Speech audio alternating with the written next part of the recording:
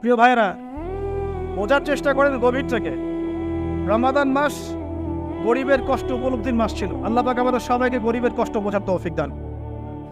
আর আল্লাহর ওয়াস্তে চেষ্টা করবেন গরিব মানুষকে খাওয়ানোর, এতিমের দায়িত্ব নেয়ার। প্রত্যেকটা এলাকায় এলাকায় এতিমখানা গড়ে তোলেন, এতিমদেরকে ফ্রি পড়াশোনার ব্যবস্থা করেন, তাদেরকে কোরআন শেখান, তাদের পিছনে টাকা ইনভেস্ট করেন, তাদের মাথায় হাত বোলান। আল্লাহ রহম করবে ইনশাআল্লাহ। আল্লাহ তৌফিক দান করে দেবেন। এরপরে রমজান শিখিয়ে গেছে আমাদেরকে 5 নাম্বার। বেশি লম্বা করবো না, আমি আপনাদেরকে বিরক্ত করতে যাচ্ছি না, আমি 10টা পয়েন্ট বলছি। 5 নাম্বারটা দেখুন, এটা মনোযোগ দেন, এটা খুব ইম্পর্টেন্ট। রমজান দিয়ে গেছে কোরআন। রমজান কি দিয়ে গেছে ভাই? এটাই তো সবচেয়ে বড় কথা নাকি? রমজানের সবচেয়ে বড় কথা কি? এই মাসে কি হয়েছে? কোরআন নাজিল হয়েছে। তো রমজান মাস চলে গেছে, কি আমরা কি কোরআনটাকে এখন বন্ধ করে রেখে দিব ভাই? রমাদান মাসে কারা কারা কোরআন খতম করেছেন হাত তোলেন দেখি। সুবহানাল্লাহ, মাত্রই কয়জন? রমাদান মাসে কোরআন খতম করেছেন কারা কারা? অন্তত একবার। আল্লাহু আকবার। আল্লাহ আমাদেরকে মাফ করুন না, আমিন। আল্লাহ আমাদেরকে মাফ করুন। আমি খুবই হতাশ হলাম। রমাদান মাসে কোরআন অন্তত একটা বার তো খতম করা উচিত ছিল নাকি ভাই? আচ্ছা, রমজানের সওম রাখেন কেন জানেন? রমজান মাসে কোরআন নাজিল হয়েছে, এটা রমজানের সম্মান। আল্লাহ পাক বলেন নাই শাহরুর রমাদান আল্লাযী উনজিলা ফীহিল কোরআন? আল্লাহ পাক বলেন নাই রমজান সেই মাস যেই মাসে কোরআন নাজিল হয়েছে? ইন্না আনজালনাহু ফী লাইলাতিল কদর, কদরের রাতে আমি কোরআন নাজিল করেছি। তাহলে রমাদান মাসে কোরআন পেয়েও যারা কোরআন পড়লো না, বুঝলো না, খতম করলো না, আমি তাদের জন্য আফসোস ছাড়া কিচ্ছু করতে পারছি। আচ্ছা যাই হোক, যা করেছেন করেছেন, তওবা করা যাবে তো ইনশাআল্লাহ?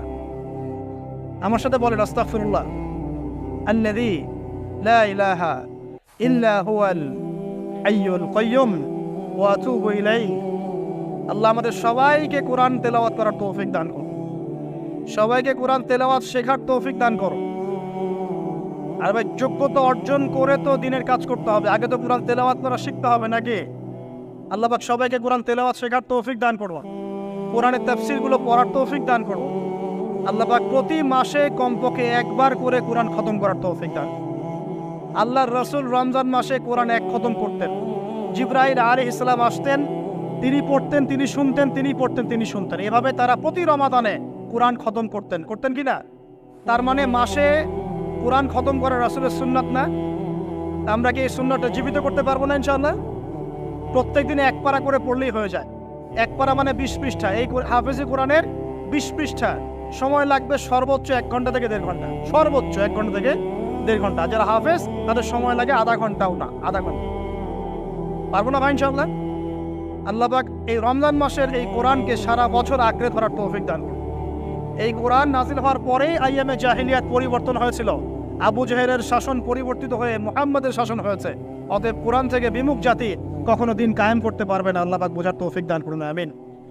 আমাদের যুবক ভাইরা একটু ওয়াদা করতে পারি তো ইনশাআল্লাহ সবাই কোরআন তেলাওয়াত করা শিখবো, প্রত্যেক মাসে এক খতম দেবো ইনশাআল্লাহ, কোরআনের অর্থ পড়বো ইনশাআল্লাহ। না অর্থ পড়ার দরকার নাই, খালি প্রত্যেক হরফে 10 টাকা কামাই করবো, অর্থ পড়ার কোনো দরকার নাই ভাই? আচ্ছা যাক, কিছু মানুষ আবার রাগ করে অর্থ পড়তে বললে, কারণ স্বার্থ আছে। যদি আপনারা কোরআনের অর্থ পড়া শুরু করেন এবং হাদিস কিছু চর্চা করা শুরু করেন, দিনই পড়াশোনা করা শুরু করেন, তখন তো অনেক ধর্ম ব্যবসা বন্ধ হয়ে যাবে। কথা বুঝতে পারছেন না মনে হয়? আপনারা যদি শিক্ষিত হওয়া শুরু করেন, কোরআনের A to Z অর্থ পড়া শেষ করেন, হাদিসগুলো পড়া শুরু করেন, ওলামায়ে কেরামের সাথে পরামর্শ করে বইপত্র পড়া শুরু করেন, হ্যাঁ, বিভিন্ন ইসলামিক কোর্সগুলো করতে থাকেন, আস্তে আস্তে আপনার যোগ্যতা বাড়বে। তখন তো আপনি কি করবেন না? ধর্মের নামে বিভ্রান্ত হতে চাইবেন না। অনেকের তখন ধর্ম ব্যবসাটা কি হবে? বন্ধ হয়ে যাবে। অতএব এই কারণে অনেকে চায় না যে মানুষ কোরআনের অর্থ বুঝুক। আমি আমার মন থেকে আপনাদেরকে রিকোয়েস্ট করছি, সবাই কোরআনের অর্থটা পড়ার চেষ্টা করেন। পারা যাবেন ইনশাআল্লাহ ভাই? আল্লাহ আমাকে তৌফিক দেখ, আপনাদের সবাইকে তৌফিক দান। আর কমপক্ষে দিনে এক পারা করে কোরআন তেলাওয়াত করবেন। আল্লাহ মা বোনদেরকে তৌফিক দেখ, আপনাদের সবাইকে তৌফিক দান। এটা হলো 5 নাম্বার। 6 লাইলাতুল কদর মনে আছে? কোন দশকে ছিল? আচ্ছা, কি মনে হয় আপনাদের এবার কদর কততম রাতে ছিল? কি মনে হয় বলেন তো, কে কি বলেন? বেজর তো জানি, কার কার মনে হয় 21-এ ছিল? কার মনে হয় 23? 27, 29 কার কার কি মনে হয়? আমি আমার জীবনে, এবার আমি আমার অভিজ্ঞতা বলি, আমার জীবনে এইরকম রমাদান আমি কখনো কাটাই নাই। আমার কাছে মনে হয়েছে এই রমজানেও আল্লাহ আমাদের প্রতি নারাজ হয়ে আছে। পুরো রমজান চলে যাচ্ছে, বৃষ্টি হচ্ছে না, এই সামান্য একটু বৃষ্টি, অথচ রমজান মাস আসার আগেই পরিবেশ ঠান্ডা হয়ে যেত না? আগে রমজান মাসে কন্টিনিউয়াসলি বৃষ্টি হতো, স্পেশালি শেষের দশকে অনেক বৃষ্টি হতো, এবং বৃষ্টি ছিল একটা আলামত যেটা দেখে আমরা চিনতে পারতাম যেটা কদরের রাত হতে পারে। এবার চেনাই যাচ্ছে না, খেয়াল করে দেখেন নাই? গরম, আর আমরা তো ঢাকায় ছিলাম, গরমের তীব্রতায় থাকা যাচ্ছে না, এসি থেকে বাইরে বেরিয়ে হওয়া যাচ্ছে না। আল্লাহ পাক নারাজ, ইস্তেসকার দোয়া করা হচ্ছে, বৃষ্টি হচ্ছে না। চিন্তা করতে পারেন? আর এমনও যুগ ছিল যে ওলামায়ে কেরাম, মানে দ্বীনের যারা রিপ্রেজেন্টেটিভ, আলেম ওলামা, মুত্তাকি পরহেজগার ব্যক্তিরা আনাচে কানাচে দোয়া করতো, সাথে সাথে বৃষ্টির নামা শুরু হতো। আমরা ছিল না? শোনেন কেন হচ্ছে না? কারণ আমরা হয়তোবা এখনো সেই পর্যায়ের তাকওয়া, সেই পর্যায়ের আল্লাহ ভীতি এখনো অর্জন করতে পারি নাই, যে আমরা দোয়া করলেই সাথে সাথে কবুল হবে।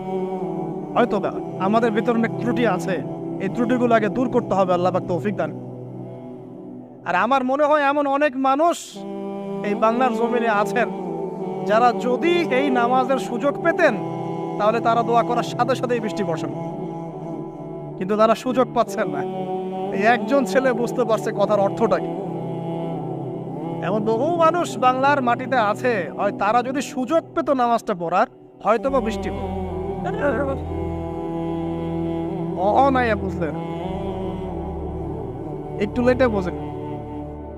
আচ্ছা, বাংলাতে এমন অনেক মানুষ আছে যারা নীরবে নিভৃতে তাহাজ্জুদে আল্লাহর কাছে এত কান্নাকাটি করে, এত আমল করে, এত পরহেজগার মানুষ, তাদের দোয়ার বদৌলতে অনেক কিছু হয়। এটা আপনারা বিশ্বাস করেন? বিশ্বাস করতে হয়। আল্লাহ পাকের এই বান্দারা দুনিয়াতে আছে বলেই বহু কিছু হয়। আল্লাহর অনেক আযাব গজব আল্লাহ পাক উঠিয়ে নেন।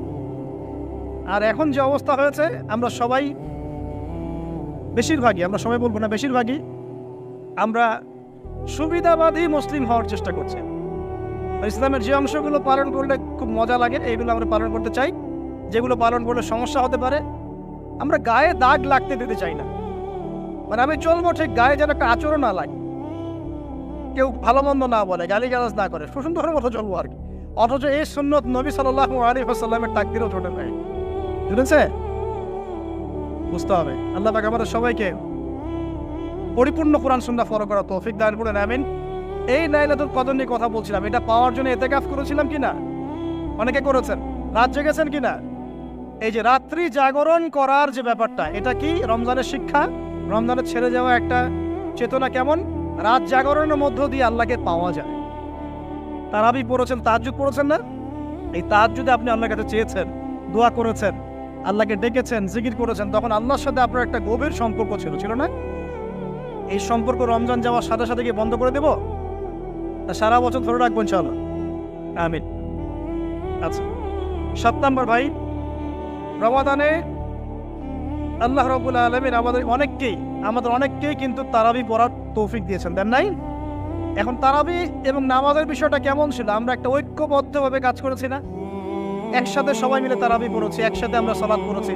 এই রমজানের এই যে ঐক্যের শিক্ষাটা, এই শিক্ষাটা কিন্তু রমজান চলে যাওয়ার সাথে সাথেই আমরা আবার বিভক্ত হওয়া শুরু করি। আমরা এই তারাবি, সালাত, জামাতের সালাত, সাদাকাতুল ফিতর, ঈদের জামাত, এগুলোর মধ্যে একটা শিক্ষা নিব, সেটা হলো ঐক্যের চেতনা। কিসের চেতনা ভাই? আমরা সমাজের মধ্যে একটা ঐক্য নিয়ে আসার চেষ্টা করবো। আল্লাহ পাক তৌফিক এনায়েত করুন, বলি আমিন। 8 নাম্বার, রমজান মাসে আমরা যাকাত দিয়েছি অনেকে, সাদাকাও করেছেন অনেকে। দান সাদাকা বেশি বেশি করেছেন, যাকাত দিয়েছেন, সাদাকাতুল ফিতর দিয়েছেন, মাশাআল্লাহ। এই কাজগুলো কেন করেছেন? যাতে সাদাকার মধ্য দিয়ে আমাদের গুনাহগুলো মাফ হয়ে যায়। আল্লাহ পাক আমাদেরকে এই সাদাকার ওসিলায় কালকে আমাদের মাফ করেন, আরশের ছায়া দেন এবং জান্নাত দান করেন। এই দান সাদাকার সিলসিলাটা, বেশি বেশি দান সাদাকার সিলসিলাটা সারা বছর চালু রাখতে হবে, আল্লাহ পাক তৌফিক এনায়েত করুন। আর এই দান করার সময় খেয়াল রাখবেন দানের টাকা কোথায় যাচ্ছে, খেয়াল রাখবেন আপনার দানের টাকা যাচ্ছে কোথায়, খেয়াল রাখতে হবে। এগুলো সমস্যা চলছে না সমাজে? দান কোথায় করবেন খেয়াল রাখবেন, কোন জায়গায় দান করলে আপনার দানটা সঠিকভাবে ইউটিলাইজ করা হবে এবং ইসলামের পথে এটা কাজে লাগানো হবে, এটা খেয়াল রাখবেন। আপনার দানটা সঠিকভাবে ব্যয় হচ্ছে কিনা। এই জন্য আমি পরামর্শ দিই, আগে আপনি আপনার আত্মীয়দের হক আদায় করেন, গরিব আত্মীয় স্বজনকে বেশি বেশি দান করার চেষ্টা করেন, তাদেরকে যাকাত দেওয়ার চেষ্টা করেন। এবং ফি সাবিলিল্লাহ দিনের কাজগুলো যেগুলো হয়, দিনের মসজিদ, দিনের মাদ্রাসা, দিনী মেহনত, দিনী অ্যাসোসিয়েশন, দিনী কোনো প্রজেক্ট, এইগুলোতে আপনি বেশি বেশি দান খয়রাত করার চেষ্টা করেন। আল্লাহ পাক তৌফিক দান করুন, আমিন। 8 নম্বর 9 তারাবি, তাহাজ্জুদ নামাজ, এগুলো আমাদেরকে ঐক্যের চেতনা শিখিয়েছে। আমরা শাওয়াল মাস আসার সাথে সাথে যেন এগুলো ভুলে না যাই। এবং ওই যে প্রথমে বলেছিলাম যে রমাদান মাসে কেবলা পরিবর্তন হয়েছে, একটা নতুন জাতির উত্থান ঘটেছে, মানে ইহুদি খ্রিস্টান জাতির সাথে আমরা বিচ্ছেদ ঘোষণা করেছি। এখন সারা বছর আমরা যেন তাদের কৃষ্টি কালচার এগুলো ফলো করা শুরু না করি। কেবলা পরিবর্তনটা মানে কি? মানে ওদের সাথে আমরা চলবো না, আমরা নতুন কেবলা নিয়ে এসেছি, নতুন জাতি আমাদের। এখন আমরা কি আমাদের জীবনের বিভিন্ন ক্ষেত্রে আমরা কি ওদের আদর্শ, ওদের নীতি, ওদের রীতি এগুলো ফলো করতে পারি? পারি না। যদি কেউ করি তাহলে কেবলা পরিবর্তন অর্থ আমরা বুঝতে পারি নাই। এটা আমাদের খুব ভালো করে আয়ত্ত করতে হবে। আর সর্বশেষ যে কথাটা বলতে চাই সেটা হলো, রমাদান মাসে ওই যে বদরের যুদ্ধ হয়েছিল, মনে আছে? ওই যে প্রথমে বলেছিলাম, তো বদরের যুদ্ধটা ছিল জালেমের বিরুদ্ধে মাজলুমের অবস্থা। আবু জাহেলরা জালেম ছিল না, নবী সাল্লাল্লাহু আলাইহি ওয়াসাল্লাম তারা মাজলুম ছিলেন না। এই যে মাজলুমের লড়াই জালেমের বিরুদ্ধে, এটা সারা বছর কন্টিনিউ থাকতে হবে। এটা কেমন? আমাদের সবার নফসই এখন জালেম, জালেম কি না? নফস তো চায় উড়ে বেড়াতে, আল্লাহর বিধান মানতে চায় না, নামাজ পড়তে চায় না, দান সদকা করতে চায় না, যাকাত দিতে চায় না, সব দুনিয়াবি বিষয়ে ব্যস্ত থাকতে চায়। নফসকে আগে কন্ট্রোল করেন, নফসের জুলুমগুলো আগে দমন করেন। পরিবারে বহু জালেম আছে না? পরিবারের মধ্যে জুলুম বন্ধ করেন। তারপরে আস্তে আস্তে অর্থনীতি ব্যবসায় আসেন, এখানে জুলুম আছে না? এই জুলুম বন্ধ করার চেষ্টা করেন। তারপরে সমাজের মধ্যে অনেক জুলুম হয় না? এই জুলুমগুলো বন্ধ করার চেষ্টা করেন। বদরের চেতনা মানে হচ্ছে সব সর্বস্তরের জুলুমের বিরুদ্ধে মাজলুমের একটা অবস্থা। রহমানের বান্দা হতে হলে প্রথম যে বৈশিষ্ট্য সেটা হলো এই, আল্লাহ পাক বলছেন রহমানের বান্দারা, আমার বান্দারা জমিনে চলাফেরা করে নম্রভাবে, জমিনের মধ্যে হাঁটে, চলে, বিচরণ করে নম্রভাবে, ভদ্রভাবে। এবং যদি অজ্ঞ ব্যক্তিরা তাদের সাথে তর্ক করতে আসে, ঝগড়া করতে আসে, ফাসাদ করতে আসে, তারা বলে সালামান, সালাম, তোমাদের উপর শান্তি বর্ষিত হোক, আমরা জাহেনদের সাথে লড়াই করি না। রহমানের বান্দারা মানুষের সাথে লড়াই, ঝগড়া, ক্রন্দল এড়িয়ে চলে, বিনয়ের সাথে পথ চলে। সূরা বনী ইসরাঈল আল্লাহ পাক বলেছেন, দম্ভ ভরে জমিনের বুকে বিচরণ করো না। ওয়ালা তামশি ফিল আরদি মারওয়াহা, জমিনের বুকে দম্ভ অহংকার করে চলো না। ইন্নাকা লান তাখরিকাল আরদা ওয়া লান তাবলুগাল জিবালা তুলা, তুমি মানুষ খুব তুচ্ছ, তুমি এই জমিনকে ধসিয়ে দিতে পারবে না, আর পাহাড়ের উচ্চতায় পৌঁছাতে পারবে না। আপনারা পাহাড় আমাদের চেয়ে ভালো ছিলেন না? মানুষ কি এই জমিনকে ধসাতে পারবে? পাহাড়ের সামনে, সুউচ্চ পাহাড়ের সামনে মানুষকে কি খুব ক্ষুদ্র দেখায় না? আল্লাহ পাক সেটাই বলছেন, দম্ভ ভরে চলো না, তুমি জমিনকে ধসিয়ে দিতে পারবে না। হে মানুষ, তুমি এতই ক্ষুদ্র এবং তুমি পাহাড়ের উচ্চতায় পৌঁছতে পারবে না। রহমানের বান্দার প্রথম বৈশিষ্ট্য হচ্ছে নম্র, ভদ্রভাবে তারা সমাজে বিচরণ করে, এবং এটাই হচ্ছে সর্বোত্তম চরিত্রের বৈশিষ্ট্য।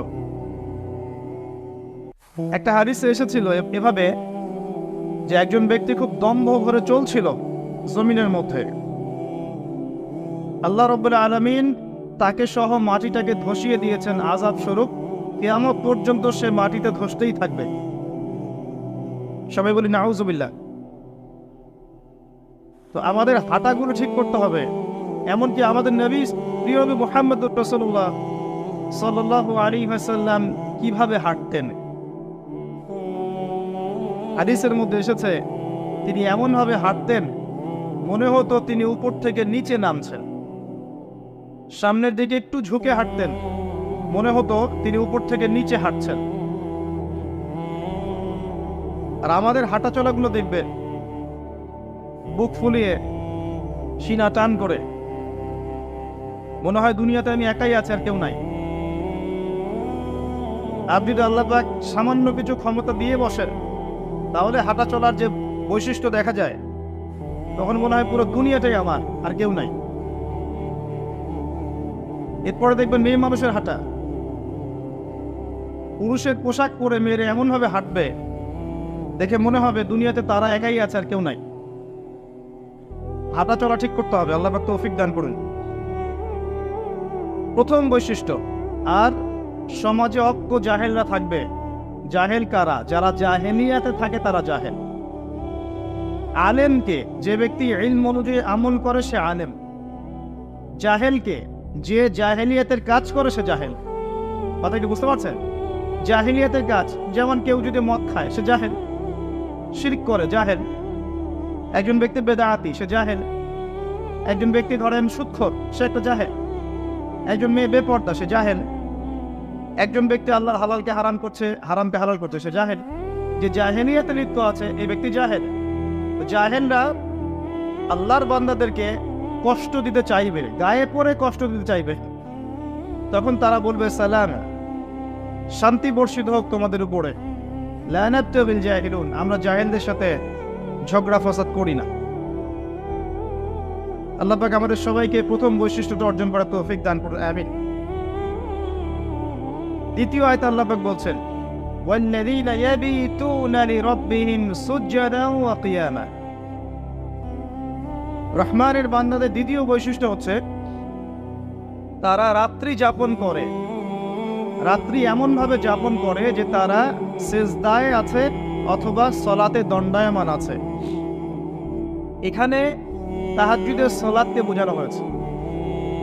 মূলত রাতের সলাত মাগরিব এবং ইশার সলাত, কিন্তু রাত্রি যাপন বলতে বোঝানো হয় বিছানা থেকে উঠে, ঘুমানোর পর বিছানা থেকে উঠে আবার আল্লাহর সামনে দাঁড়ানো। এটা হচ্ছে শেষ রাতের সলাত বা তাহাজ্জুদের সলাত। আল্লাহ পাক আমাকে সহ আপনাদের সবাইকে আদায় করার তৌফিক দান করুন। একটা হাদিসের মধ্যে এসেছে যে রাসূলুল্লাহ সাল্লাল্লাহু আলাইহি ওয়াসাল্লাম বলেছেন, শেষ রাতে, রাতের শেষ অংশে আল্লাহ রাব্বুল আলামিন প্রথম আসমানে নেমে আসেন। আল্লাহ কিভাবে নেমে আসেন এটার ব্যাখ্যা করার সামর্থ্য আমাদের নাই, ক্ষমতাও নাই, প্রয়োজনও নাই। এটা আল্লাহর শান, আল্লাহ পাক যেভাবে সেভাবেই নেমে এসে আল্লাহ পাক বলেন শেষ রাতে, কে আছো? কে আছো আমার কাছে কিছু চাইবে, আমি তোমাকে দিব। কে আছো আমাকে ডাকবে, আমি তোমার ডাকে সাড়া দিব। কে আছো আমার কাছে ইস্তেগফার করবে, আমি তোমাকে মাফ করে দিব। ফজর পর্যন্ত আল্লাহ পাক এভাবেই বলতে থাকেন। আর আমরা ওই সময় কি করি ভাই? দুনিয়াবি কাজে ব্যস্ত থাকি, সিরিয়াল দেখতে থাকি, অথবা ঘুমাই, অথবা মৌজ মাস্তি করি, তাই না ভাই? বেশিরভাগ মানুষ এমনই করে। জান্নাতে স্পেশাল কিছু কক্ষ আছে, স্পেশাল কিছু গুরফা থাকে না, কিছু স্পেশাল ঘর বাড়ি। কমন বাড়ি এক জিনিস, স্পেশাল বাড়ি আর এক জিনিস না। স্পেশাল, বোঝেন কি আমার কথা? ভাষা বুঝতে পারছেন? আমি অবশ্য আপনাদের ভাষা বুঝি না, আপনারা আপোষে কি বলেন আমি বুঝি না। তো যাই হোক, আমি চেষ্টা করছি যে ভাষা সবাই বোঝে সেই ভাষাই ব্যবহার করার জন্য। স্পেশাল কিছু গুরফা বা কক্ষ আছে, এইগুলো সেই সব মানুষদের জন্যে যারা নম্রভাবে মানুষের সাথে কথা বলে, যারা মানুষকে বেশি বেশি খাওয়ায়। এই যে সামনে রমজান আসছে, বেশি থেকে বেশি ইফতার করাবেন, পারবেন না? যারা খাবারের দোকান দিয়েছেন, বেশি বেশি মানুষকে ফ্রি খাবার খাওয়াবেন, দেখবেন ইনশাআল্লাহ আপনার রুজিতে বরকত হবে। যারা নরম করে কথা বলে, বেশি বেশি খাবার খাওয়ায়, বেশি বেশি সালাম দেয় এবং বেশি বেশি রোজা রাখে, আর মানুষ যখন ঘুমিয়ে থাকে তখন তারা সালাত পড়ে, অর্থাৎ তাহাজ্জুদের নামাজ পড়ে, এইসব মানুষদের জন্য জান্নাতের স্পেশাল গুরফা বা কক্ষ আছে। কেমন উন্নত মানের পদার্থ দিয়ে আল্লাহ পাক তৈরি করেছেন, ওই ঘরগুলোর বাহির থেকে ভিতরটা দেখা যায়, আবার ভিতর থেকে বাহির দেখা যায়। বলেন সুবহানাল্লাহ। এই কক্ষগুলো কারা পাবে? এক নাম্বার, যারা নম্রভাবে কথা বলে। আর এই নম্রতা ভদ্রতা মানুষকে জোর করে শেখানো যায় না, যায়? এগুলো মানুষের বংশে থাকে, রক্তে থাকে, চরিত্রে থাকে। অনেক সময় দেখবেন একজন ব্যক্তির কাছে যদি সামান্য পরিমাণ ক্ষমতা চলে আসে, তার বডি ল্যাঙ্গুয়েজ, কথাবার্তা, চলাফেরা পরিবর্তন হয়ে যায়। আবার এমন অনেক মানুষ আছে যাদের হাতে বিশ্বের ক্ষমতা আসলেও তারা নম্রই থেকেছেন। যেমন ওমর ইবনে খাত্তাব রাদিয়াল্লাহু আনহু, আলী ইবনে আবি তালিব রাদিয়াল্লাহু আনহু, আবু বকর সিদ্দিক রাদিয়াল্লাহু আনহু, উসমান বিন আফফান রাদিয়াল্লাহু আনহু। সারা বিশ্ব শাসন করেছেন, কোনোদিন কি অহংকার করেছে? নম্রতা, ভদ্রতা চরিত্রে থাকে, রক্তে থাকে। কারা পাবে সেই কক্ষগুলো? 1 নম্বর, যারা নম্রভাবে কথা বলতে পারে। 2 নম্বর, যারা বেশি বেশি মানুষকে খাবার খাওয়ায়। 3 নম্বর, যারা বেশি বেশি সালামের প্রচার করতে পারে। 4 নম্বর, যারা বেশি বেশি সওম রাখে, রোজা রাখে। আর 5 নম্বর, মানুষ যখন ঘুমিয়ে থাকে তখন তারা সালাত পড়ে, অর্থাৎ তাহাজ্জুদের সালাত আদায় করে। আমি কিন্তু শেষে প্রশ্ন ধরব এবং 10 জনকে পুরস্কৃত করবো ইনশাআল্লাহ। মনোযোগের সাথে শুনবেন লেকচার। রাত্রি যাপন করে যারা আল্লাহর স্মরণে, অর্থাৎ তাহাজ্জুদের নামাজ যারা আদায় করে। এখন মনে করেন আপনি নিয়মিত তাহাজ্জুদ পড়েন, কোনোদিন উঠতে পারলেন না। আপনার ফজিলত হচ্ছে আপনি যে ঘুমিয়ে গেছেন ওই রাতে, ঘুমানোর বদলে আল্লাহ পাক আপনাকে নামাজের নেকি দিয়ে দিবেন ইনশাআল্লাহ। যারা নিয়মিত পড়ে, অন্তত পক্ষে 2টা রাকাত নামাজ পড়ে যদি ঘুমাতে পারেন, তাও রাতের নামাজের হক আদায় হবে ইনশাআল্লাহ। এখন আমরা তো ঘুমাই সবাই 12টার পরে, তাই না? ম্যাক্সিমাম 12টা, 1টা, 2টা। মাহফিলের সিজনে তো রাত্রে ঘুম পায় না, স্বাভাবিক। তো রাতের বেলা 2 রাকাত নামাজও যদি পড়েন, রাতের নামাজের হকটা আদায় হয়ে গেল। এবং এই সময় আপনি আল্লাহর কাছে যা চাইবেন ইনশাআল্লাহ আপনি তাই পাবেন। আল্লাহ পাক আহ্বান করতে থাকেন, কে আছো আমার কাছে চাইবে আমি দিব? কে আছো আমাকে ডাকবে আমি ডাকে সাড়া দিব? কে আছো আমার কাছে ইস্তেগফার করবে আমি তোমাকে মাফ করে দিব?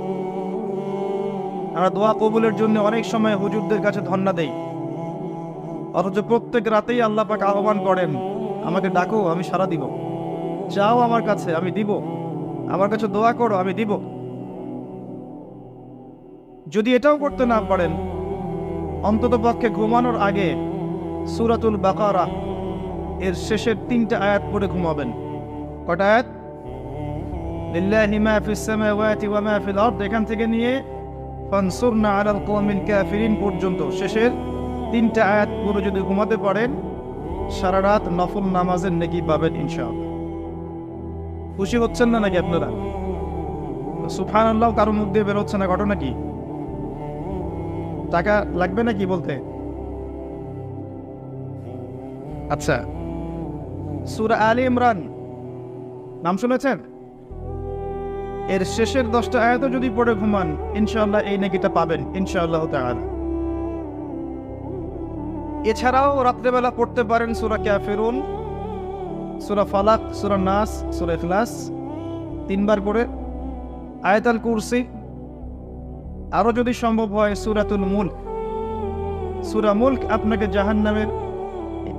সূরা মুলক আপনাকে কবরের আযাব থেকে বাঁচাবে ইনশাআল্লাহ তাআলা। রহমানের বান্দাদের দ্বিতীয় বৈশিষ্ট্য হচ্ছে তারা রাত্রি জাগরণ করে, আল্লাহর স্মরণে দাঁড়ায় এবং সিজদা করে। আর সিজদায় বেশি বেশি দোয়া করবেন, নামাজের সিজদায় বেশি থেকে বেশি দোয়া করবেন, কারণ আল্লাহর রাসূল সাল্লাল্লাহু আলাইহি ওয়াসাল্লাম বলেছেন যে বান্দা সিজদায় আল্লাহর যত কাছে থাকে অন্য কোনো সময় সে এত কাছে থাকতে পারবে না। অতএব তোমরা এই সময় বেশি বেশি দোয়া করো, যা চাইবেন তাই পাবেন ইনশাআল্লাহ। সিজদারত অবস্থায় কি দোয়া করবেন? কোরআন এবং সুন্নাহ থেকে যতগুলো দোয়া আছে আপনি করতে পারবেন ইনশাআল্লাহ। সবচেয়ে সহজ বুদ্ধি বলছি, হিসনুল মুসলিম একটা বই আছে, কি নাম বলেন? হিসনুল মুসলিম বইটা অ্যাপসও পাওয়া যায়, গুগল প্লে স্টোরে অ্যাপস আছে। অ্যাপস তো বোঝেন? অ্যাপস বোঝেন এই যুগে মানুষ আছে নাকি? ওখানেও আছে হিসনুল মুসলিম বইটা, কিনেন অথবা ডাউনলোড করে নেন, দেখবেন সেখানে সমস্ত দোয়াগুলো দেয়া আছে, কোন কোন দোয়া আপনার প্রয়োজন সব দেয়া আছে। নিজের জন্য, পরিবারের জন্য, সমাজের জন্য, রাষ্ট্রের জন্য, শত্রুর সাথে, মিত্রর সাথে সব দোয়া আপনি সেখানে পাবেন ইনশাআল্লাহ। দোয়াগুলো করা যাবে ইনশাআল্লাহ। আর কিছু আমল নিয়মিত করবেন, মাহফিলে ওয়াদা করে যান। একটা হচ্ছে ডেইলি 100 বার সুবহানাল্লাহ বলবেন, পারা যাবে ইনশাআল্লাহ। প্রত্যেকদিন 100 বার বলবেন আস্তাগফিরুল্লাহ ওয়া আতুবু ইলাইহি, পারা যাবে? বলার চেষ্টা করবেন 100 বার সুবহানাল্লাহি ওয়া বিহামদিহি সুবহানাল্লাহিল আযীম, পারা যাবে? যদি বলেন সুবহানাল্লাহিল আযীম ওয়া বিহামদিহি, একবার বললে আপনার জন্য জান্নাতে একটা খেজুর গাছ নির্মাণ করা হবে। জমি আপনাকে দিয়ে দেওয়া হয়েছে, আপনি বাগান বানাতে পারবেন এখানে বসে বসে। দুনিয়াতে বসে বসে পড়বেন সুবহানাল্লাহি ওয়া বিহামদিহি সুবহানাল্লাহিল আযীম সুবহানাল্লাহিল আযীম ওয়া বিহামদিহি, আপনার জান্নাতে গাছ রোপণ হয়ে যাবে ইনশাআল্লাহ তাআলা। প্রত্যেকদিন 10 বার, সকালে 10 বার, সন্ধ্যায় 10 বার দরুদ শরীফ পড়া যাবে। এতটুকু বলা যাবে আল্লাহুম্মা সাল্লি আলা মুহাম্মাদ ওয়া সাল্লিম, আল্লাহুম্মা সাল্লি আলা মুহাম্মাদ ওয়া সাল্লিম, এতটুকু বলা যাবে ইনশাআল্লাহ। বেশি থেকে বেশি বলতে পারবেন চলতে ফিরতে লা হাওলা ওয়ালা কুওয়াতা ইল্লা বিল্লাহ, বলা যাবে। আল্লাহর স্মরণে বলা যাবে হাসবি আল্লাহ ওয়া নি'মাল ওয়াকিল, বলা যাবে। চলতে ফিরতে পড়া যাবে আলহামদুলিল্লাহ আল্লাহু আকবার, পড়া যাবে।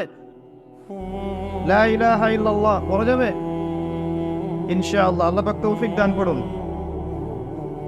তাহলে রহমানের বান্দার দ্বিতীয় বৈশিষ্ট্য, রাতের বেলা তারা সালাত আদায় করে এবং তারা এই দোয়াটা করে। কোন দোয়াটা? তৃতীয় আয়াতে আল্লাহ পাক বলছেন ওয়াল্লাযীনা ইয়াকুলুন, এবং যারা বলে, কি বলে? রব্বানা সরিফ আন্না আযাব জাহান্নাম ইন্না আযাবাহা কানা গরামা ইন্নাহা সাআত মুস্তাকাররা ওয়া মুকামা। আল্লাহ পাক বলছেন রহমানের বান্দারা রাত্রি জাগরণ করে, সেজদা দেয়, কিয়াম করে এবং এই দোয়াটা করে, রব্বানা, হে আমাদের প্রতিপালক, ইসরিফ আন্না আযাব জাহান্নাম, আমাদেরকে জাহান্নামের আযাব থেকে বাঁচাও, আমাদেরকে জাহান্নামের আগুন থেকে হেফাজত করুন, রক্ষা করুন। ইন্না আযাবাহা কানা গরামা, নিঃসন্দেহে জাহান্নামের শাস্তি প্রচন্ড ভয়ঙ্কর। অর্থাৎ সেজদায় তারা আল্লাহর কাছে জাহান্নামের আগুন থেকে আশ্রয় চায়। এই দোয়া না করতে পারলেও এটা তো বলতে পারেন আল্লাহুম্মা আতিনা ফিদ দুনিয়া হাসানা ওয়া ফিল আখিরাতি হাসানা ওয়া কিনা আযাবান নার, এই তো এটাও হয়ে গেল। অথবা সকালে সন্ধ্যায় 7 বার বলতে পারবেন আল্লাহুম্মা আজিরনি মিনান নার, আল্লাহুম্মা আজিরনি মিনান নার। ইনশাআল্লাহ ওই ব্যক্তি সারাদিনে মারা গেলে জাহান্নাম থেকে বেঁচে যাবে, রাতের বেলা মারা গেলে জাহান্নাম থেকে বেঁচে যাবে ইনশাআল্লাহ। সবচেয়ে সহজ এটা, আল্লাহুম্মা আজিরনি মিনান নার। অথবা এটাও বলতে পারেন রব্বানা সরিফ আন্না আযাব জাহান্নাম ইন্না আযাবাহা কানা গরামা। আসেন, জাহান্নাম নিয়ে বর্ণনা দিতে গেলে আজকে সারা রাত চলে যাবে। কয়েকটা শাস্তি বলি, কয়েকটা, যেই শাস্তিগুলো রাসূলুল্লাহ সাল্লাল্লাহু আলাইহি ওয়াসাল্লাম মেরাজের রাতে গিয়ে দেখে এসেছেন। মেরাজুন নবীর সময় চলছে না এখন। গতকালকে আমি এই বিষয়ে বিস্তারিত আলোচনা করেছি, এই জন্য আমি এখানে বিস্তারিত কথা বললাম না। শুধু এতটুকু বলছি, মেরাজের রাতে নবী সাল্লাল্লাহু আলাইহি ওয়াসাল্লাম যে শাস্তিগুলো দেখে এসেছেন তার কয়েকটা বলছি আপনাকে। জাহান্নামের শাস্তি, এটা এখন কোথায় দেয়া হচ্ছে? দেয়া হচ্ছে সিজ্জিলে। কোথায়? বারজাখের জীবনে। এই জীবনটা আপনি ব্যাখ্যা করতে পারবেন না বিজ্ঞান দিয়ে, কারণ বিজ্ঞান অতদূর পর্যন্ত দৌড়াতে পারেনি এখন। কথা বুঝতে পারছেন? আমি তো বারবার বলি, বিজ্ঞানকে জিজ্ঞাসা করবেন রূহ বা আত্মা কাকে বলে, শেষ, দৌড় শেষ। রূহ বা আত্মা কাকে বলে? এটা কি কঠিন না তরল না বায়বীয় না কি? এটা জিজ্ঞাসা করেন সায়েন্সকে, উত্তর দিতে পারবে? একজন ব্যক্তি জীবিত, একজন মৃত, কি নাই? মৃত মানুষের মধ্যে কি নাই? রূহ নাই, আত্মা নাই। এটা কেউ ব্যাখ্যা করতে পারবে? ও গবেষণাগারে প্রমাণ করতে পারবে? তাহলে যে এটাই পারে না, কমন কিছু প্রশ্নের উত্তর দিতে পারে না, সায়েন্টিফিক আর টেকনোলজিক্যাল রেভলিউশন দেখে ওর পিছনে নাচার কোনো মানে আছে? যদি বলে মুসাফা করবো না, তাহলে কি মুসাফা করবো না? ও বলছে মুসাফা করবেন না, অসুস্থ হয়ে যাবেন। প্রতিদিন 100 মানুষের সাথে মুসাফা করি, আল্লাহ পাকের রহমতে অসুস্থ হয়নি। ও সত্য না আল্লাহ সত্য? আশ্চর্য বিষয়, আমরা এখন এমন একটা কনসেপ্ট লালন করি যে ও যা বলবে তাই সত্য। ও যদি বলে যে পৃথিবী থেকে অনেক দূরে একটা গ্রহের সন্ধান পাওয়া গেছে যেখানে হুর আছে, তারপরে যে নদী আছে, মধুর নদী, তারপরে কি দুধের নদী, শরাবের নদী, সোনা দিয়ে সেই গ্রহটা বানানো, মতি জহরত আছে, মানুষ বলবে হ্যাঁ ঠিক এটা আছে, তাই বলবে না? মানুষের মাথা এখন এমন হয়ে গেছে, মানুষের মাইন্ডসেটটা এখন এমন হয়ে গেছে, ও না বললে কোনো কিছু সত্য না। আল্লাহ পাক যে বলেছেন কোরআনের জান্নাতের কথা, বিশ্বাস করা যায় না? ও বললে তারপর বিশ্বাস করবে? এই শিরকি আকীদাটা বাদ দেন। বৈজ্ঞানিকভাবে সবকিছু ব্যাখ্যা করা যাবে এটা জরুরি না। এমন অনেক বিষয় আছে যেগুলোকে আপনি সায়েন্টিফিক্যালি ব্যাখ্যা করতে পারবেন না। ফর এক্সাম্পল, আত্মা কাকে বলে? পারবেন না। স্বপ্ন পারবেন না। ঘুম পারবেন না। কবরের আযাব পারবেন না। অনেক বিষয় আছে, লক্ষ লক্ষ কোটি কোটি বিষয় আছে, বরং অল্প কিছু বিষয় সে ব্যাখ্যা করতে পেরেছে, তাতেই আমরা এখন তাকে ইলাহ বানিয়ে নিয়েছি যে সে যা বলবে তাই সত্য। জি না, এটা শিরক। এটা কি? এটা মুসলিমদের মধ্যে শিরকি আকীদা ঢুকে গেছে একটা। আচ্ছা আসেন ওইদিকে না যাই। মেরাজের রাতে নবী করিম সাল্লাল্লাহু আলাইহি ওয়াসাল্লাম কিছু শাস্তি দেখে এসেছিলেন বারজাখের জীবনে। তিনি আসছেন, দেখছেন একজন ফেরেশতা যার মুখে হাসি নাই। কি নাই? তার নাম জিজ্ঞেস করা হলো, বলা হলো তার নাম হচ্ছে মালেক। কি না? মালেক। সূরা যুখরুফের মধ্যে তার কথা আছে। জিবরাইল আলাইহিস সালামকে বলা হচ্ছে যে তার মুখে হাসি নাই কেন? তিনি বলছেন আল্লাহ পাক মালেক নামক এই ফেরেশতাকে আমরা দোয়া করি আমরা যেন তার সাক্ষাৎ না পাই, জাহান্নামের প্রহরী হিসেবে সৃষ্টি করেছেন। যেদিন থেকে আল্লাহ পাক তাকে এই দায়িত্ব দিয়েছেন তার মুখের হাসি চলে গেছে। কথা বুঝতে পারছেন? নবী সাল্লাল্লাহু আলাইহি ওয়াসাল্লাম জাহান্নাম দেখলেন, তাকে দেখানো হলো। তিনি দেখলেন সেখানে বেশিরভাগ অধিবাসী হচ্ছে নারী জাতি। কারা? নারী জাতি আমাদের ঘরে নাই? শেষ জামানায় মেয়েদের সংখ্যা বাড়বে, ছেলেদের সংখ্যা কমবে। মেয়েরা ছেলেদের পোশাক পরবে, ছেলেরা মেয়েদের পোশাক পরবে। শেষ জামানায় এমন কিছু মেয়ে বের হবে, নিসাউন কাসিয়াতুন আরিয়া, যে মেয়েরা কাপড় পরবে ঠিকই কিন্তু কাপড় পরেও নগ্ন থাকবে। আমি কি বুঝাতে পারছি? কাপড় পরবে ঠিকই কিন্তু কাপড় পরে নগ্ন থাকবে। নবী সাল্লাল্লাহু আলাইহি ওয়াসাল্লাম বলেছেন এরা জান্নাতে যাবেও না, এর গন্ধও পাবে না। অনেক বেশি বেশি কিছু মেয়ে লাআনত করবে, অভিশাপ দিবে এবং স্বামীর সাথে কুফরি করবে। সারা জীবন যদি স্বামী তাদের ভালো মন্দ দেখে যায়, আদর করে, মহব্বত করে, সব ভরণ পোষণ দেয়, কোনো একদিন দেখবেন ঝগড়া লেগে গেছে, সে বলবে আমি তোমার কাছে সারা জীবনেও কিছু পেলাম না। এই কারণে এভাবেই এসেছে হাদিসে।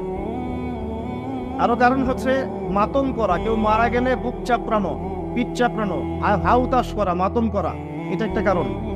আরেকটা কারণ লানত দেয়া, অভিশাপ দেয়া। তারা বেশি বেশি লানত এবং অভিশাপ দিয়ে থাকে। এই কিছু কারণে বেশি বেশি তারা জাহান্নামে যাবে। এই উম্মতের আল্লাহ পাক আমাদের মা বোনদেরকে হেফাজত করুন। আরেকটা কারণ হচ্ছে ফ্যামিনিস্ট রেভলিউশন, নারী আন্দোলন। ফ্যামিনিস্ট রেভলিউশনের কারণে মেয়েদেরকে আপনি আর ঘরে রাখতে পারবেন না, এরা আর ঘরে থাকবে না। মাথা ওয়াশ করে দিয়েছে, ঘরে থাকলে পিছিয়ে পড়ে। ঘরে কোন মেয়েরা থাকে? যে মেয়েরা পিছিয়ে পড়েছে ওরা ঘরে থাকে। যারা এগিয়ে গেছে ওরা নগ্ন হয়ে বাইরে বের হয়ে যাবে, বিভিন্ন সেক্টরে থাকবে, কিন্তু পর্দা মেনটেন করবে না। এখন ইদানিং দেখা যায় পর্দা এখানে একটু কাপড় ঢেকে দিয়ে গান বাজনাও করছে মেয়েরা। এটাকে জায়েজ করার বুদ্ধি পায় তারা চালাচ্ছে এবং মিডিয়া এমনভাবে তুলে ধরছে যে হিজাব পরেও গান গেয়ে সারা বিশ্ব মাতালেন যিনি। সুবহানাল্লাহ। এই যে কিয়ামতের আলামত, আর কি আলামত চাচ্ছেন? কিয়ামত যে কাছে, আর কোন আলামতের জন্য অপেক্ষা করছে? বোরখা পরে কেউ যদি র্যাপ সং করে, র্যাপ সং বোঝেন, ওরা সারা দুনিয়া মাথা, এটা জায়েজ হয়ে যাবে? এটা মিডিয়া প্রমোট করতে দেখাচ্ছে মানুষকে, দেখো বোরখা পরে র্যাপ সং করছে, সব করা যায় বোরখা পরে। ফেমিনিস্ট রেভলিউশন সেই দর্শন যার ফলশ্রুতিতে আপনি মেয়েদেরকে আর ঘরে রাখতে পারবেন না এবং তারা তাদের পর্দা রক্ষা করবে না। প্রিমিক্সিং সেই আযাব যার কারণে মেয়েরা এখন সতীত্ব রক্ষা করতে পারবে না, এবং পর্নোগ্রাফির সেই মাধ্যম যার মধ্য দিয়ে দিন দিন ধর্ষণ বাড়ছে। এই বিষয়গুলো বোঝার চেষ্টা করেন। যত দিন যাবে অবস্থা আরো খারাপ হতে থাকবে, এবং এগুলো আপনি আইন দিয়ে প্রশাসন দিয়ে ঠেকাতে পারবেন না ইতরের নৈতিকতা পরিবর্তন না করতে পারলে। পর্ন সাইটগুলো বন্ধ করতে হবে আগে, হিজাব মুসলিম মেয়েদের বাধ্যতামূলক করে দিতে হবে, প্রিমিক্সিংটা বন্ধ করতে হবে, সমাজে জেনা থাকবে না ইনশাল্লাহ, ধর্ষণ হবে না ইনশাল্লাহ, ব্যভিচার হবে না ইনশাল্লাহ, পরকীয়া হবে না ইনশাল্লাহ। এরপরে বাইরের সব মিডিয়া বন্ধ করতে হবে যেগুলো পরকীয়া শিখায়। এরপরেও যদি কেউ মুসলিম ধর্ষণ করে ফেলে তাহলে ওর জন্য আইনের সুশাসন নিশ্চিত করতে হবে, তখন দেখবেন কমে গেছে সবকিছু ইনশাল্লাহ। এত সহজে হবে না, হবে। এদিকে আমি পর্ন চালু রাখবো, এদিকে প্রিমিক্সিংও চালু রাখবো, মিডিয়া দিয়ে মানুষকে উস্কেও দিব, যৌন সুশ্রীও দিব, এদিকে বিচারও হবে না। কিভাবে ধর্ষণ ঠেকাবেন? দিন দিন ধর্ষণ বাড়বে, জেনা ব্যভিচার বাড়বে, পর্নোগ্রাফি বাড়বে, দেখবেন কয়েকদিন পর সমকামিতাও বাড়বে, মেয়েদের প্রতি আগ্রহ কমে যাবে, ছেলেদের প্রতি আগ্রহ জন্মাবে। এরও পরে দেখবেন, যেটা শুরু হয়েছে অলরেডি, আরো বাড়বে, আল্লাহু আলাম, বাচ্চাদেরকে দেখবেন ধর্ষণ করা হবে, মেয়ে বাচ্চাদের। একটা পর্যায়ে, এর পরে আরো একটা পর্যায়ে আসবে যে মানুষ গবাদি পশুর সাথে যৌন মিলন করবে। দেখে নিয়েন এগুলো এসেছে হাদিসের পাতায় পাতায়। এগুলোর কারণ আমরা নিজেরাই। যেটা বলছিলাম, শাস্তি তিনি দেখে এসেছেন। এটা অন্য উম্মতের মেয়েদের কথা বলা হচ্ছে না এখানে। এখানে বোঝানো হচ্ছে মুহাম্মদ সাল্লাল্লাহু আলাইহি ওয়াসাল্লামের উম্মতের নারীদের সাথে এমন কিছু হবে যার ফলে তারা বেশি বেশি জাহান্নামে যাবে। আর আপনি ভাবেন, চিন্তা করেন যে এই উম্মতের নারীদের সাথে কি হয়েছে এমন যার ফলে তারা বেশি বেশি ভাবেন। তিনি দেখে এসেছেন শাস্তি। জাহান্নামে বেশি বেশি মানুষ যাচ্ছে যারা অহংকারী এবং উদ্ধত। যার মনের মধ্যে অহংকার আছে সে ব্যক্তি জান্নাতে যাবে না। যার মনের মধ্যে অহংকার আছে সে কখনো জান্নাতে যাবে না। ইসলামিক ব্যক্তিত্ব হয়েও যদি দেখেন, আপনার অনেক বড় ডিগ্রি, সার্টিফিকেট, মৌলানা, শাইখ, অমুক তমুক, কিন্তু মনের মধ্যে অহংকার আছে, সেই ব্যক্তিও জান্নাতে যাবে না। এজন্যই আমরা বলি, রিকোয়েস্ট করি যে ইসলামিক ব্যক্তিত্বদেরকে নিয়ে এত বেশি শোডাউন করতে যাবেন না। শোডাউন করতে গেলে তাদের মনের মধ্যে রিয়া আসতে পারে, অহংকার আসতে পারে, মনে হতে পারে আমি অনেক কিছু হয়ে গেছি, কিন্তু আদতে সে কিছুই হয়ে যায়নি। এগুলো মানুষের মধ্যে অহংকার নিয়ে আসে, রিয়া নিয়ে আসে। এটা কত সূক্ষ্ম জানেন? অন্ধকার রাত, তার মধ্যে কালো পাথর, এই কালো পাথরে কালো পিঁপড়া হেঁটে যাচ্ছে, আপনি কি তাকে দেখতে পারবেন? এই হচ্ছে রিয়া এবং অহংকারের এক্সাম্পল দিয়েছেন নবী সাল্লাল্লাহু আলাইহি ওয়াসাল্লাম। এগুলো বন্ধ করে দেন, আপনাদেরকে আল্লাহ বোঝার তৌফিক দান করুন। আমরা সবাই আল্লাহর বান্দা, সবাইকে আল্লাহর কাছে ফিরে যেতে হবে। কেউ বলতে পারবো না যে আমি জান্নাতে যাচ্ছি, ও জাহান্নামে যাবে, পারবে? যাদেরকে নিয়ে বাড়াবাড়ি করছেন, অনেক সময় দেখা যাবে তারই পরকালে ঠিক নাই। যাকে দেখে আপনি মনে করছেন ইসলাম তার মধ্যে ভর্তি, অথচ বাস্তবতা হচ্ছে ভিতরে ইসলামের কিছুই নাই। এমন অনেক মানুষ আছে। হ্যাঁ, আবার এমন অনেক আল্লাহর ওলি আছে এই জমিনের মধ্যে যাদেরকে দেখলে আপনার কাছে সেলিব্রিটি মনে হবে না। হ্যাঁ, যারা ওই যে রাত্রেবেলা তাহাজ্জুদ পড়ছে, মানুষকে দিন শেখাচ্ছে, পায়েগুলো মলিন, মানুষ আল্লাহর পথে দাওয়াতি কাজ করছে। অনেক মানুষ আছে এমন, যাদেরকে আপনি দেখেননি, ফেসবুকে আসেনি, ইউটিউবে আসেনি, আছে না? তারা আছে বলেই ইসলাম টিকে আছে এখন। অতএব লৌকিকতা বাদ দেয়। বেশি বেশি জাহান্নামে যাবে অহংকারীরা, উদ্ধত মানুষেরা। নবীজি দেখে এসেছেন এক শ্রেণীর মানুষকে দুটো গোশত দেয়া হয়েছে। সামনে আছে ভালো গোশত, পাশে আছে পচা গোশত, নোংরা গন্ধ, দুর্গন্ধযুক্ত পচা গোশত। এই ব্যক্তিরা পচা গোশত খাচ্ছে, ভালো গোশত খাচ্ছে না। নবী সাল্লাল্লাহু আলাইহি ওয়াসাল্লাম জিজ্ঞাসা করলেন যখন নবীর নাম নেওয়া হবে সাল্লাল্লাহু আলাইহি ওয়াসাল্লাম পড়বে। এরা কারা, কেন শাস্তি দেওয়া হচ্ছে? তাকে বলা হলো এরা আপনার উম্মতের সেই সব ব্যক্তি যাদের ঘরে স্ত্রী ছিল, বাইরে পরকিয়া করেছে, যাদের ঘরে স্বামী ছিল, বাইরে পরকিয়া করেছে। কথা কি বুঝতে পারছেন? পবিত্র দেহ ছিল ঘরে, সেটা পছন্দ হয়নি, নোংরা দেহ খেয়েছে, এই জন্য জাহান্নামে নোংরা গোশত খাওয়ানো হচ্ছে, পবিত্র গোশত খেতে পারছে না।